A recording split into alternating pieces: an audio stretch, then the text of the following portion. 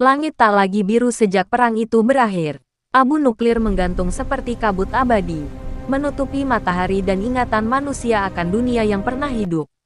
Pemuda itu bernama Raka. Ia lahir saat Perang Dunia sudah memasuki tahun terakhir saat kota bukan lagi tempat tinggal, melainkan kuburan beton. Orang tuanya mati di bunker bawah tanah, menyisakan peta usang dan satu pesan terakhir. Jika masih ada manusia, carilah cahaya di timur. Dengan ransel lusuh, parang berkarat, dan radio tua yang kadang masih memancarkan suara statis, Raka berjalan menyusuri dunia yang tak lagi mengenal belas kasihan. Kanibal di kota mati. Hari ke-7 perjalanannya, Raka memasuki reruntuhan kota pelabuhan. Bangunan runtuh, bau besi dan daging busuk bercampur. Ia tak sendirian. Dari balik gedung, muncul segerombolan manusia kurus bermata liar. Gigi mereka hitam. Tangan mereka gemetar bukan karena takut, tapi lapar. Kanibal. Mereka berbicara dengan bahasa patah. Setengah tertawa, setengah menangis. Raka berlari. Peluru terakhir di pistolnya hanya satu.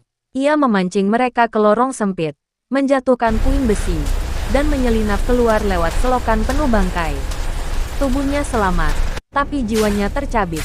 Manusia memakan manusia, bisiknya. Perang tak hanya menghancurkan dunia, ia menghancurkan arti kemanusiaan.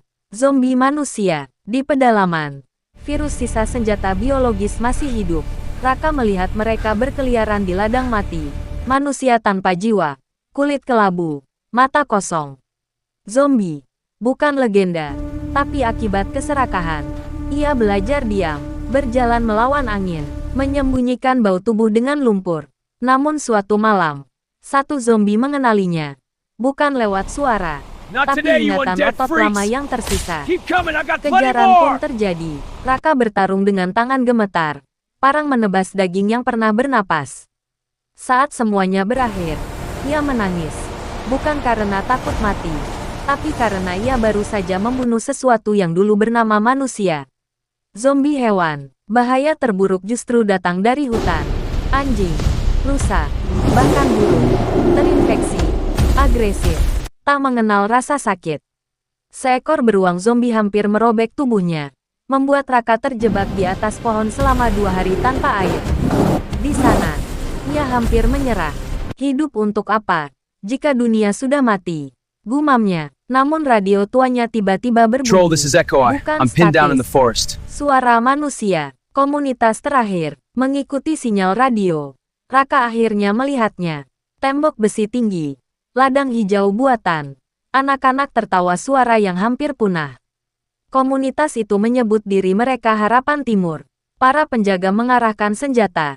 Tapi ketika melihat mata Raka, mata orang yang bertahan, bukan membunuh, mereka membuka gerbang. Untuk pertama kalinya dalam hidupnya, Raka makan tanpa rasa takut, tidur tanpa harus memegang senjata, mendengar doa, bukan jeritan. Seorang tetua berkata padanya, dunia ini runtuh karena perang, tapi ia akan bangkit oleh mereka yang masih memilih menjadi manusia. Raka menatap matahari yang akhirnya terlihat menembus awan abu. Perjalanannya berakhir, tapi kisah manusia baru saja dimulai kembali.